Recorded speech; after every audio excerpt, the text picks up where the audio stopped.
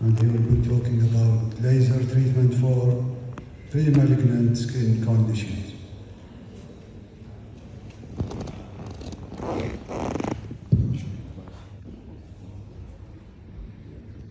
السلام عليكم.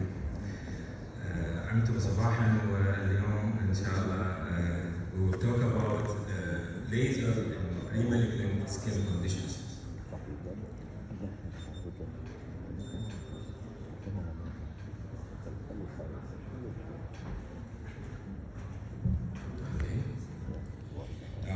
Skin cancer is the most common cancer, and it accounts for about 5.5 million in the United States just in 2012.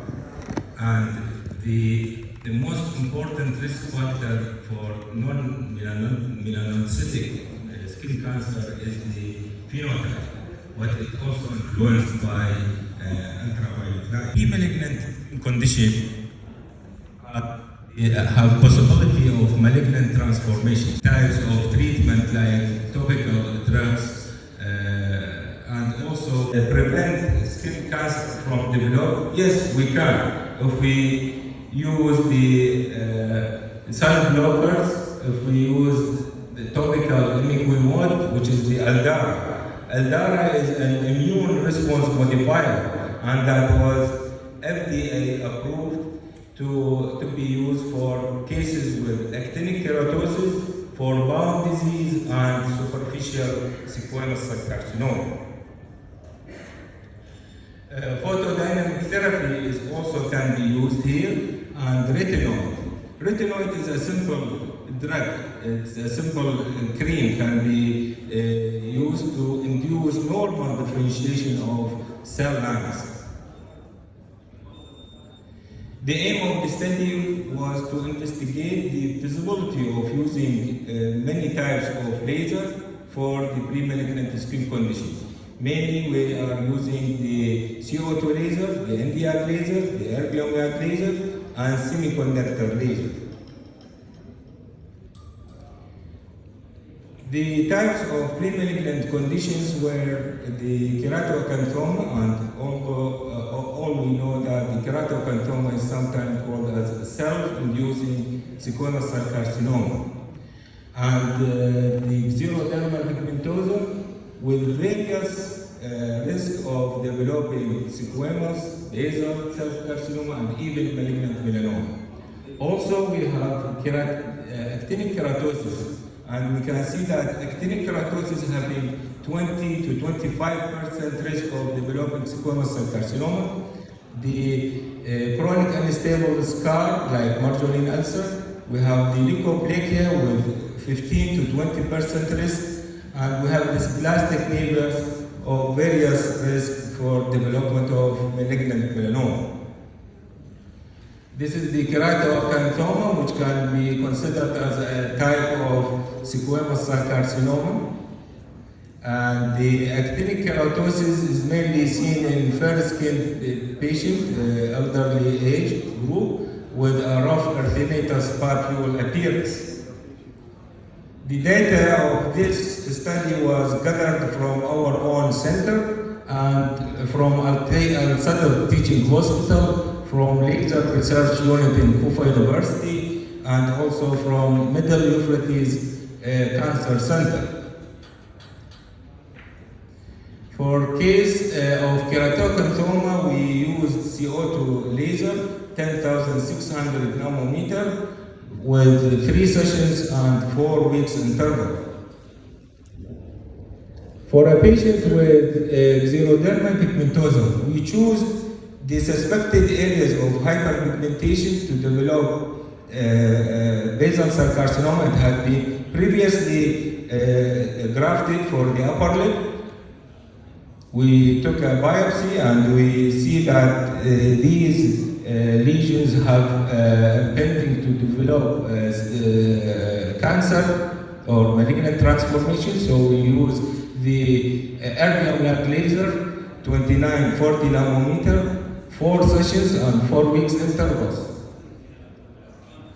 Actinic keratosis on the hand by Nd:YAG laser, 532 nanometer, 8 sessions and 2 weeks intervals.